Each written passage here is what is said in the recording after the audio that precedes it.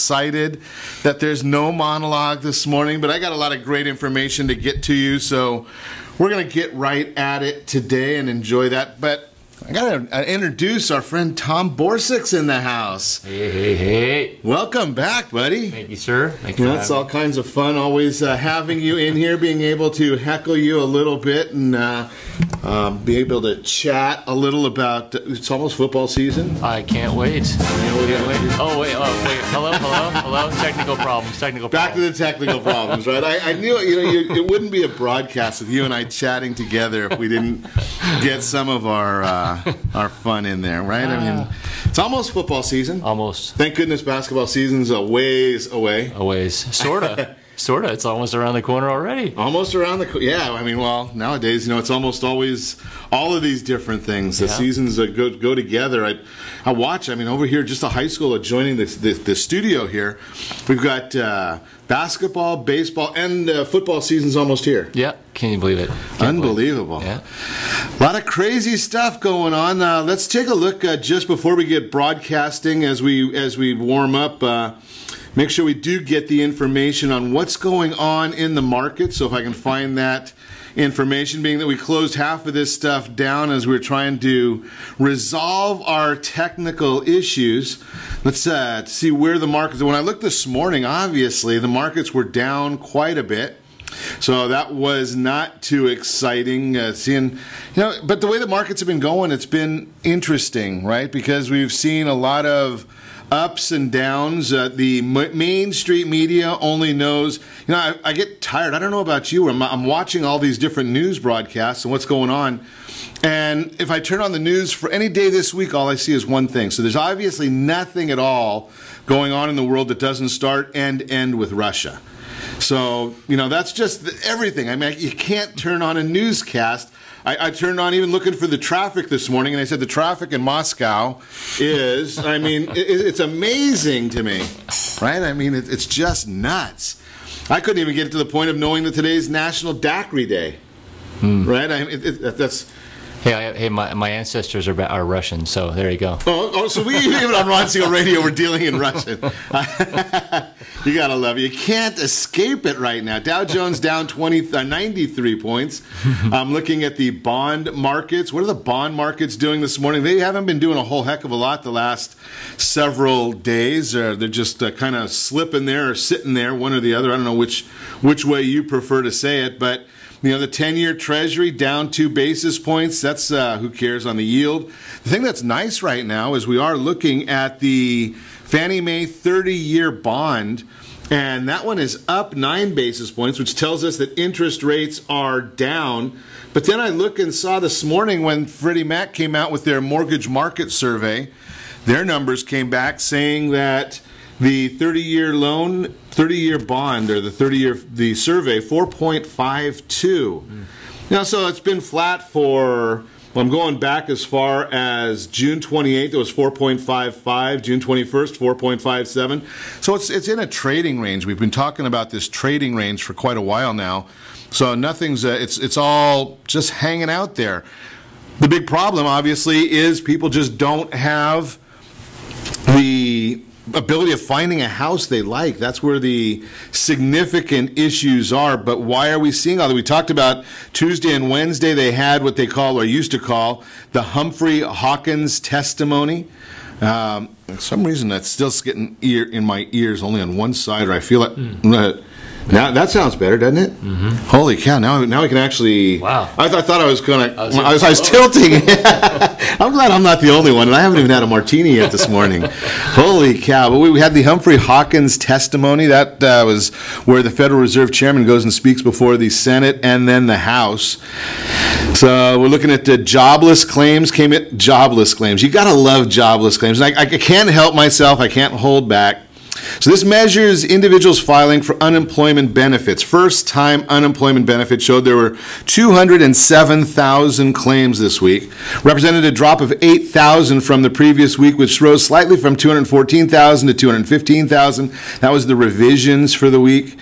And you know, this is the sample week, so this is what they're going to use for the Bureau of Labor Statistics jobs report when it comes out early in August. But I did get an education this morning. Those of you that watch the news and you might have found something other than Russia, now maybe this young lady is Russian, I don't know. Alexandria Ocasio-Cortez.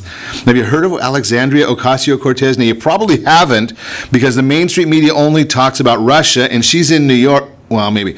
She's in New York, okay? So she's a socialist who won the congressional campaign from, I think, the second highest Democrat in the Congress. Crowley, right? Crowley, yeah. Exactly. Now, this is fascinating to me because this tells you where the Democrat Party is going and what's going on here. You got to understand this because I cannot make this up. So she was on PBS's firing line. Now, I don't know. PBS and firing line probably don't go together to me. I used to have an effect for that one, but PBS and firing line. Now that's like it's like saying Maxine Waters and normal. They just don't go together, right? So her reason that the unemployment is so low. I can't make this up. The reason unemployment is so low, according to Miss Ocasio-Cortez, is because people have multiple jobs. Now, if you understand anything at all about economics, and if you understand anything at all about the way the unemployment number is calculated, the unemployment number is calculated based on if you can have 1 hour of work for pay in a month. Now, I don't know about you, maybe in Tom's line of work you can afford to live off of that, but 1 hour of pay, 1 hour of work for pay in a month means you're not unemployed. But if you get 2 jobs, I don't know how that works. There's not any possible way for me to even come up with how she rationalizes this. Now, U6 measures unemployment and underemployment, but they don't talk about the U6. 99% of the people in the world have no clue there is such a thing as U6, and they don't realize that unemployment comes from U3. Obviously, Ms. Cortez doesn't know either of those, and on the same interview, she tells everybody that, because she was talking about the fact that Israel is occupying Palestine, and then says, well, I'm not very good in geopolitics. The problem is, guess what her degree is in? Geopolitical understanding of something along those lines. That's just who's elected in New York. That's the Mortgage Minute again, brought to you by our friends over at Gold Star Mortgage. I can't make this stuff up. I don't even writers, producers that work with us. We cannot come up with stuff like this and make it up. It's just too good, unbelievable. But you know something, we could be like every other station and talk about Russia. No, we're not going to do that. We're going to talk about your mom and your dad. Hey, you know, let me ask you this question. I ask this in a serious, tongue-in-cheek way all the time because, you know, I love having Tom Borsuk come on because he's, number one, he's helped me in my personal life as well as a lot of other areas. Just think the guy's a great guy. Are you a senior citizen? Do you know a senior citizen? Do you love a senior citizen? Do you want to become a senior citizen? Any of those things apply to you? Well, what about housing for senior citizens? That's the world of Tom Borsuk. Mm-hmm. Housing of senior citizens. Mm-hmm. So you go out there and help them find a community to live in. Yeah. You know, Tom, here's the area that I thought I wanted to chat a little bit with you because we've talked, you know, everybody thinks, or many people think, that it's a world exclusively dealing with a holding facility, right? Mm-hmm. You go to a senior community and just wait to die. Mm-hmm. Mm-hmm. And some of the places that I've looked at, you know, I'd like to get rid of my house and move in. No doubt. Right, because some of them are pretty nice. They are. You know, it's interesting because our grandparents, their parents, for example, back in the day, all there was convalescent homes. Right. Do you remember maybe in grade school, if you went to, I'm a Catholic, I went to Catholic school, we would go sing Christmas carols to the local convalescent home. And right. That's what you would do, and that's what you knew. So you think about your parents or your parents' parents, all they knew back in the day was convalescent homes or being at home. Right. So that's what they think. So, but today, in today's world, It's unbelievable. There's just in Orange County alone, and every county for that matter, there's 1,200 communities that are assisted living communities, not hospital-like, not institutional. How many did you say? 1,200. 1,200. Just in Orange County. In OC. Okay. Wow. Yeah, that's assisted living, residential homes, memory care communities where seniors can go after they don't have to stay in their 5-bedroom home that they've had for 50 years and all their kids are gone and maybe their spouse has passed and they're in this 5-bedroom, 2-story house by themselves with no socialization. They can be part of a community and actually thrive with other seniors who are in like position, and way before they ever need care. Go into a community, have something to live for, have something to do every day, have something to look forward to every day, and oh, by the way, as they age and need care, it comes to them in that community. Maybe a little bit of assistance here, assistance there, depends on what the needs are. But those communities are popping up everywhere, and they're beautiful, awesome, like resort style.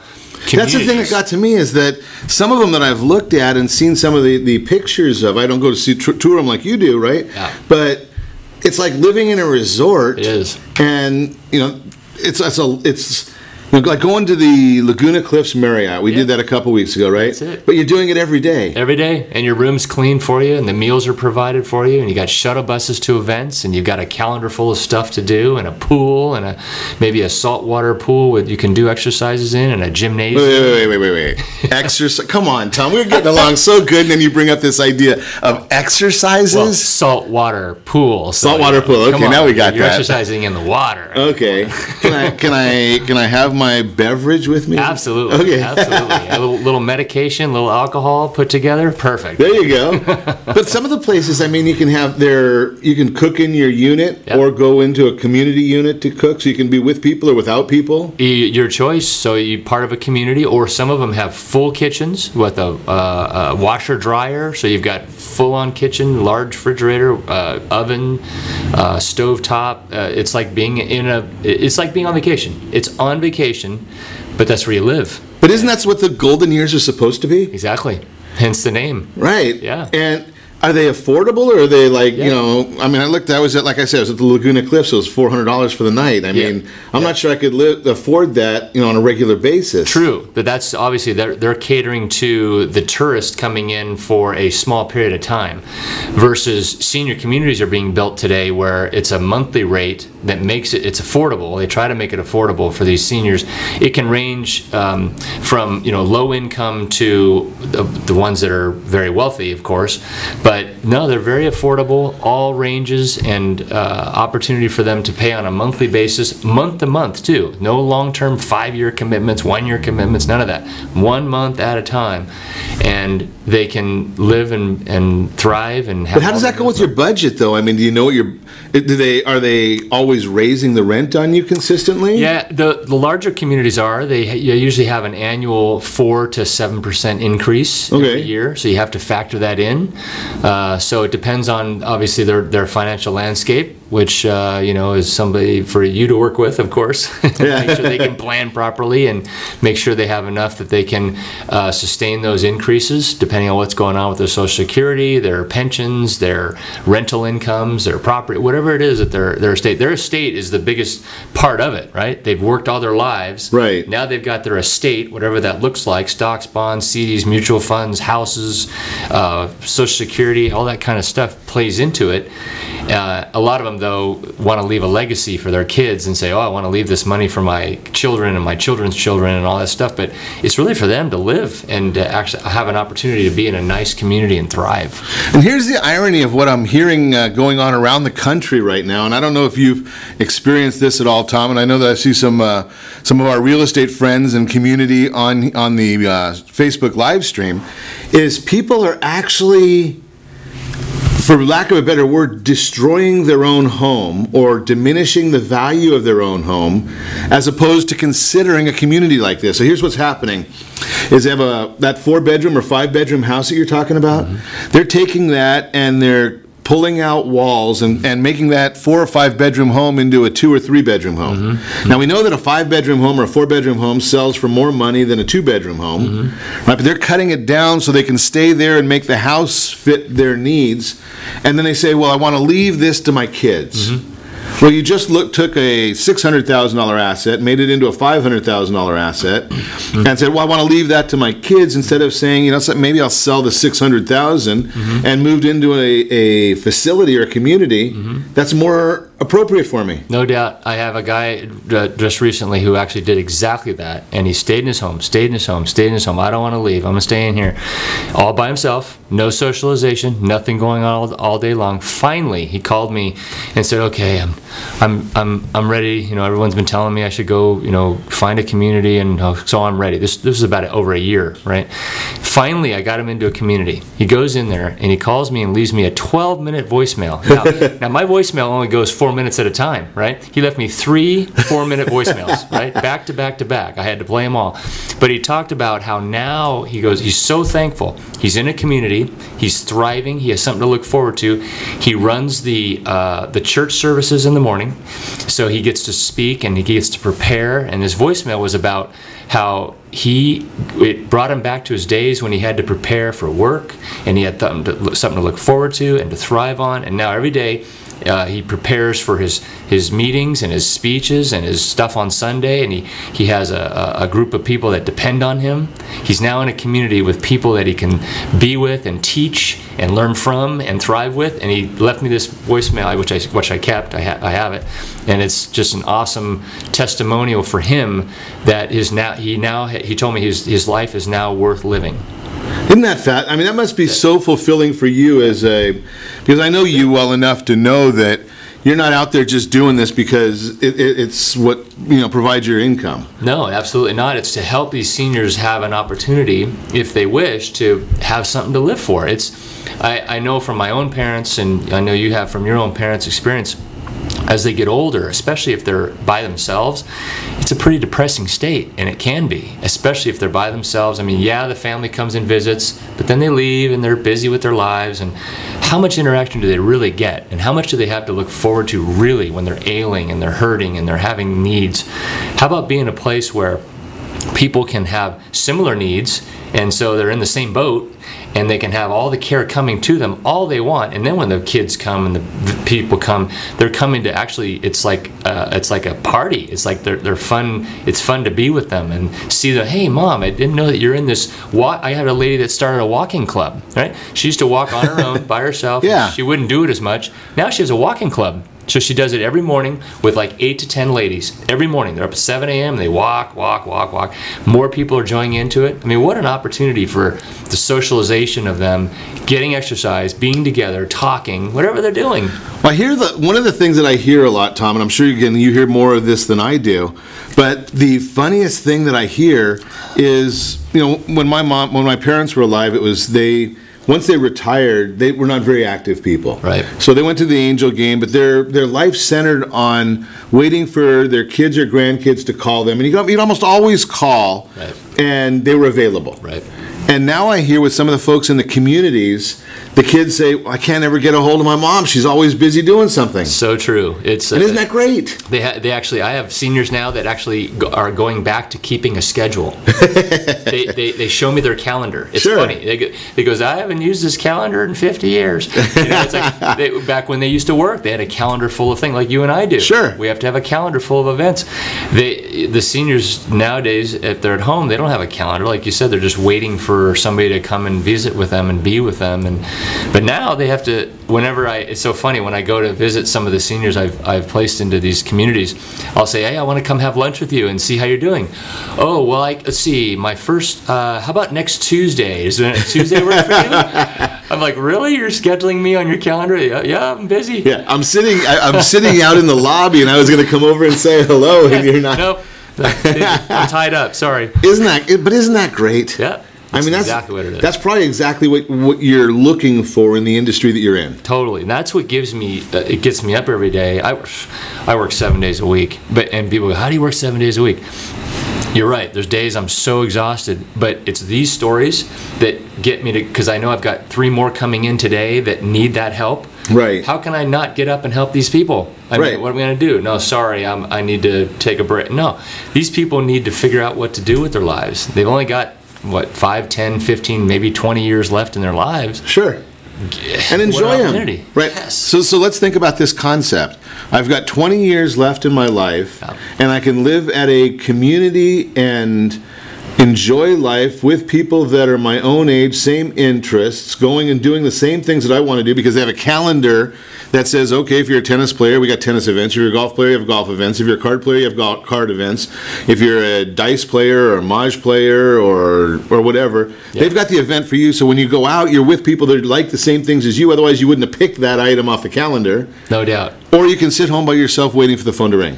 What's really fascinating too is like you and I have a calendar, but it's always based around it, and it's subconscious, earning an income. Sure. We have to make a living. Right? Sure. We got to pay our mortgage. We got our kids. We got grandkids. We're always trying to, our calendar's around how do we keep that income stream coming in. In their world, it's not.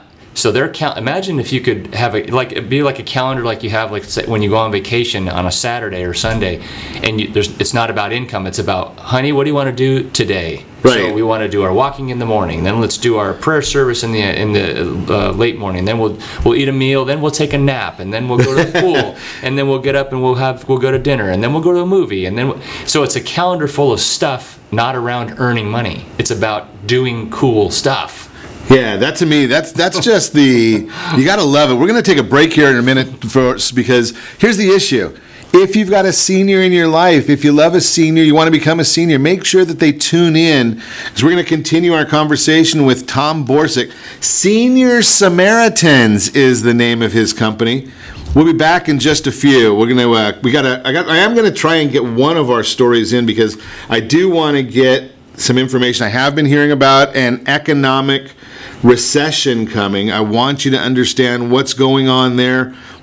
You're listening to Ron Siegel Radio, discussing your real estate, current events, and the financial markets. You can reach me anytime. Off-air number 800-306-1990, 800-306-1990, or ronsiegelradio.com. Connect with us. Facebook.com/Ron Siegel Radio. On Twitter, @Ron Siegel. And if you miss any part of our broadcast, Ron Siegel 1. Ron Siegel, the numeral 1 on YouTube. Stay tuned. We'll be back in just a few.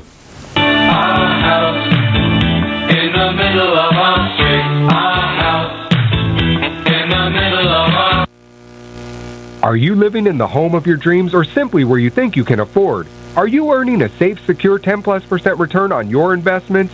Is your credit score over 800? If the answer to any of these questions is no, what are you doing about it? Text ATP to 79564. Complete a 3-minute complimentary survey, and the area trusted professionals of Ron Siegel Radio will reach out to you to develop a success strategy for you. Again, all you need to do is text ATP to 79564. Most businesses struggle to get the online reviews they need to get a competitive edge over their competition. Rex is a brand new technology that uses text messages to direct happy clients to your online review sites, Zillow, Google, Facebook, and Yelp, and unhappy clients to a private survey, so businesses can win more customers. Try Rex today by going to www.meetrex.com. Are you currently renting a home? Do you like paying someone else's mortgage payment? Why not explore the options to purchase your own home? Can you imagine a 30-year fixed-rate loan below 4.25% APR? This means with $10,500, you can purchase a $295,000 home and have a principal and interest payment of about $1,400 per month. What are you paying in rent? Does your family deserve the opportunity to take advantage of the current market?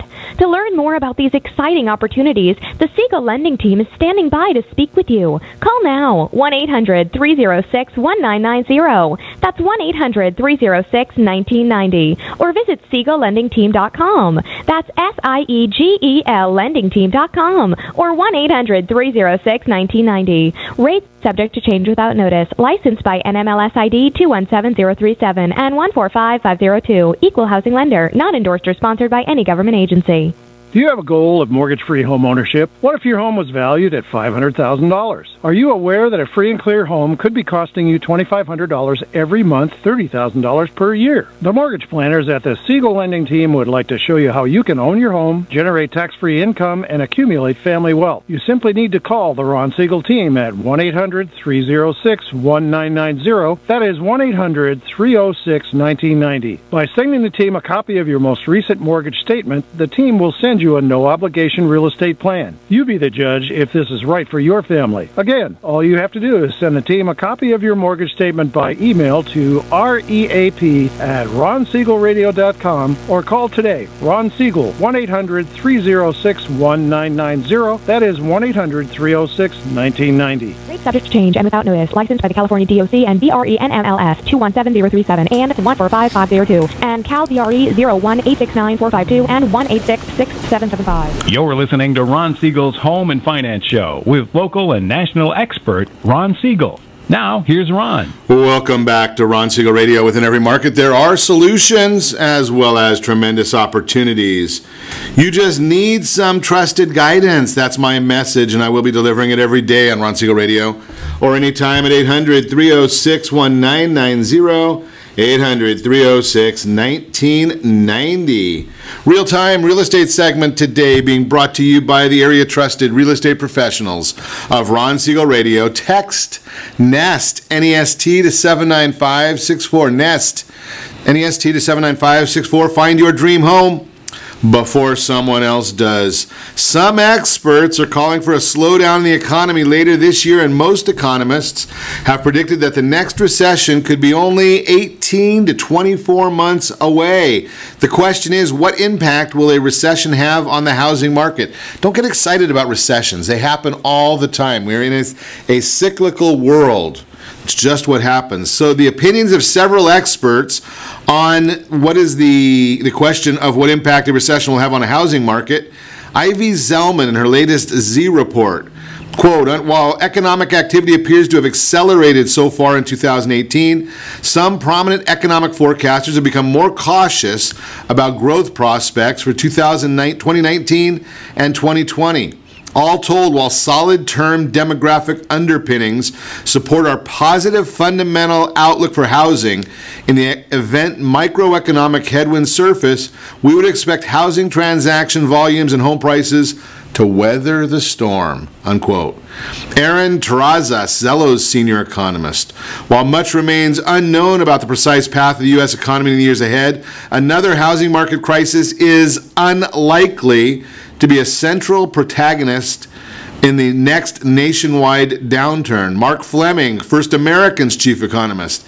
If a recession is to occur, it is unlikely to be caused by housing-related activity, and therefore the housing sector should be one of the leading sources to come out of the recession. Mark J. Hurlburt, financial analyst and journalist.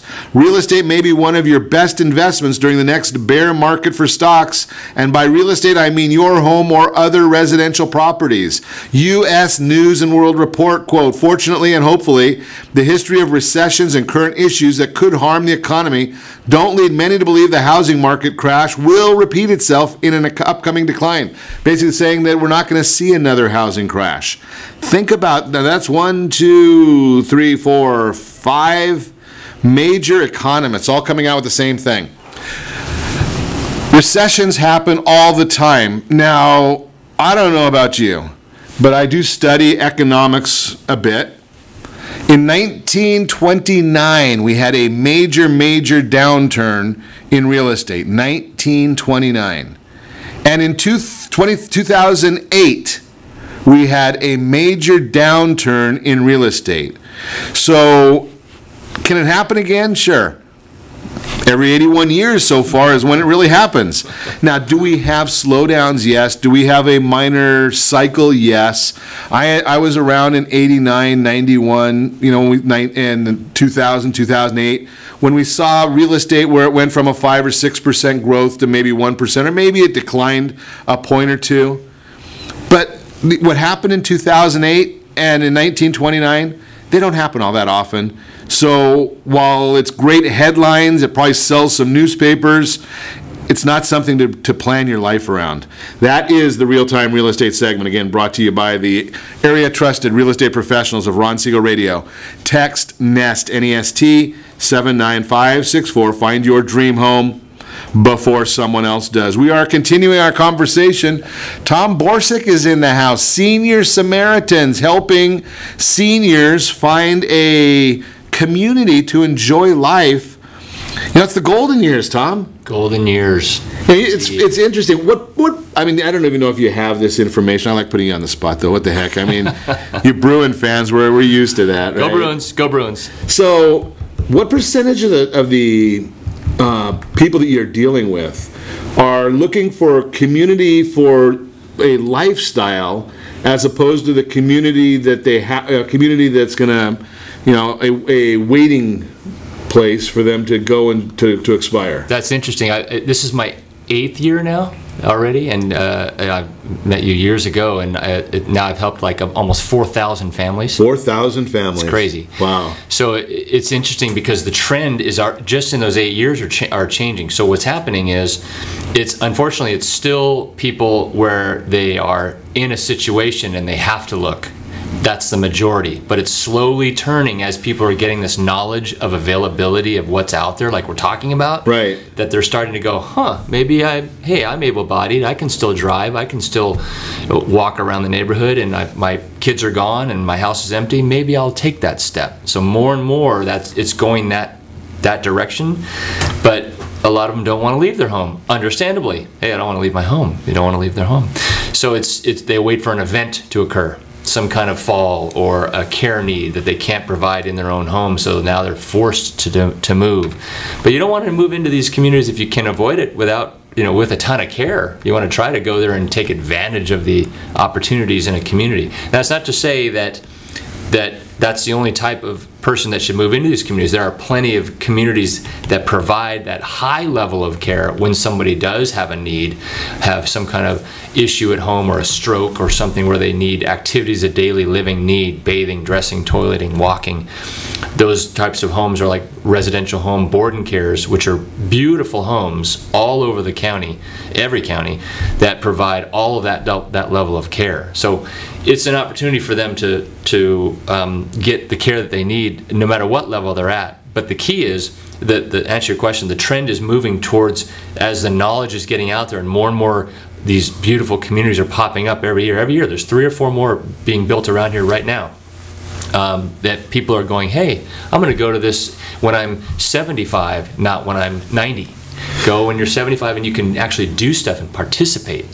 Is there, and I don't know if this is even a part of what you get into, but it's obviously my analytical mind, right? So I'm assuming that there's a segment of that population that says, something, I don't want to sell my house because at this age, now I'm going to be dealing with capital gains taxes because I'm not looking to buy something new. Exactly right. Can that be rolled in any way into the communities people are moving into? That they keep their home, you mean? No, maybe that they don't keep their home. Maybe they sell their home, but roll the equity or financing part so that they don't have a capital gains event. I mean, I know there's one in North Orange County that used to have a real large financial commitment up front, and then you get a percentage back, and I don't even know what that model looks like. Yeah, those are called CCRCs, where you actually put down a large chunk of money as an investment to them. They call it like aging in place. Supposedly they're going to take care of you for the rest of your life. They'll have independent living, they'll have assisted living, they'll have a memory care, maybe even a skilled nursing part. And theoretically, if you put down $300,000-$400,000, you're going to get 90% of it back should you move out. So you lose maybe 10% of it. But I don't know of the situation where if they sell their home, have $400,000 or $500,000 capital gain, where they can take that and shield it into a community. I don't think that exists. That would be a great new thing to come out. That would be an awesome way for them to protect it. So there might not be there, but we'll have to talk to our friend Todd Halterman, because that's one of the things that he does, is tries to help people with disinherit the IRS. Some of you like to inherit the IRS and have them as part of one of your beneficiaries. Like line one of the trust is how much money are you going to give to the IRS? Yep. Well, Todd's idea is to say how much money are we going to shield from the IRS legally. Yeah. So we might have to talk about that, because that could be an issue that scares people. I know my parents, when they bought their first house, it was $15,000 or something. Yeah. And when they departed their last house, it was $1.5 million. Right. So it's a great idea, because I don't think the government will be too happy about that idea, but it's a great idea. Well, we have to problem for us to solve there, Tom. No doubt. It's and so 4,000 families. Yeah, it's 8 years. Yeah. Wow. I mean, that's it's craziness. And now we know why you're so tired all the time. I'm tired all the time. I'm gonna take a nap right after this. I'm taking a nap. He's going to go back to his community, and it's on my schedule. So what happens on we have a Linda. I see your message on there, Angel Mom. I can't imagine it being in those shoes, but I would say there's a lot of different worlds there that Tom helps. So give us a call at 800-306-1990. We'll see what your needs are and see how we might be able to help you out. And Bill, I'm with you, man. Tom and I harass or battle over that same comment all the time. And being that I have control of the soundboard, I always win. So technical difficulties. Sorry. Yeah, they don't have a fight song at the junior college, do they? Go Bruins. Go Bruins. Just a little bit of fun. So what else do we have going on? And what's new in the industry? Is there anything new in the industry? Or is it just continuing to mature? Oh, it's awesome. I was telling you about. Do we have time to tell you about the presentation I tell you about? Yeah. Okay. So I've added to my presentation when I speak to people. I do a lot of speaking events, and I ask people. I go, "What are you doing after retirement?" And they'll answer the question, "Oh, I'm going to write a book. I'm going to travel. I'm going to see my kids. I'm going to do this." Whatever that is, they're correctly interpreting the question, but they're hearing my question as, "What are you doing after retirement?" As if retirement was a point in time, like a day that they retired. Right. What are you doing after that day? But another interpretation could be, what are you doing after retirement, meaning as a period of time. So the period of time is your retirement. So we plan and plan and plan for our retirement for it to be like, well, if we have our Social Security income and we've got our rental income and we've got our estate, blah, blah, blah, honey, we can rent or buy the Winnebago, we can live within our means and we'll be fine. However, what happens is, and it'd be great, again, after retirement, if you could just, fall over and that's the end. Pass away right then. Right. Hit the putt on the 18th hole, it goes in and you die and win the trophy. Problem is sometimes you'll have that retirement period and then you're still alive, but an event occurs. Sure. Boom, a stroke, a heart attack, an accident or a disease or something. Now I have a lot of families I deal with, they come to me and they say, I'll get like a 75-year-old lady say, we just retired 10 years ago, we had everything planned and then Bill had a stroke. Now our $7,000 to $8,000 income, which we were going to live on, 90% of it's now going toward his care. All of our plans are destroyed. What do we do? And they're stuck. So I ask people, what do you do? How are you planning, if you're planning in your life? Perfect for your people that you deal with, Ron, in Sure. your life is planning to add, not just, hey, let's plan for retirement. Let's plan for retirement and, in case, after retirement, if something occurs, how are you going to fund that? Problem is you just don't know what it is or how much it's going to cost because you don't know what the needs are. Sure. So it's an unknown piece, but you have to have it in the back of your mind. You got to keep the only way I know of doing it is a long-term care policy, which I wish I sold them. I don't, but I'm an advocate for it because it's the only way kind of we insure so much stuff in our life, but we're not insuring that part of our lives of what happens if you have a care need. What happens if you need $5,000 to $6,000 a month to provide care for you? How are you going to pay for it? So you got to kind of prepare for that as well, and that's been the latest conversation I've been having with people, because I'm dealing with the kids when I'm helping families. Sure. What am I dealing with? I'm dealing with you and me who are helping our 90-year-old parents. So they're in my car and they're going, gee, how am I going to pay for this? How would I pay for it in my life? How would I pay for, I want to protect That's the big issue right there, is people don't think of they're not thinking about 30 years of retirement. They're not, and if you think about it, they're one of a 4 generation that's living. If you think about, if you have a 90-year-old parent, you're probably 60. You probably have a 30-year-old kid who has a child. Sure, baby. So you're planning for your retirement. You want to keep something for your own kids, and of course you want to provide for your grandkids' graduation or this or that. That's 3 generations. Plus now you got to pay for your parents. Right. Holy moly! I mean, that's just a big weight, and it takes planning. That's why we have a lot of folks on our team, the household board of directors, to be there to work together and help with the full team process.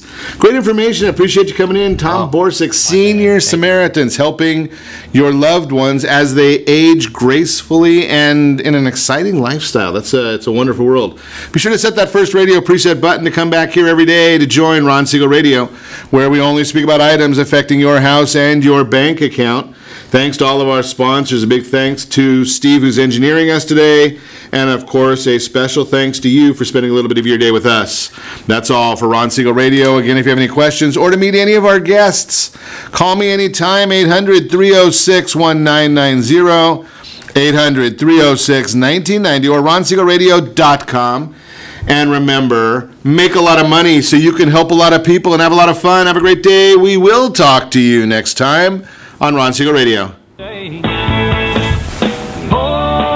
me something tall and strong. Make it a hurricane before I go insane. It's only 12:30, but I don't care.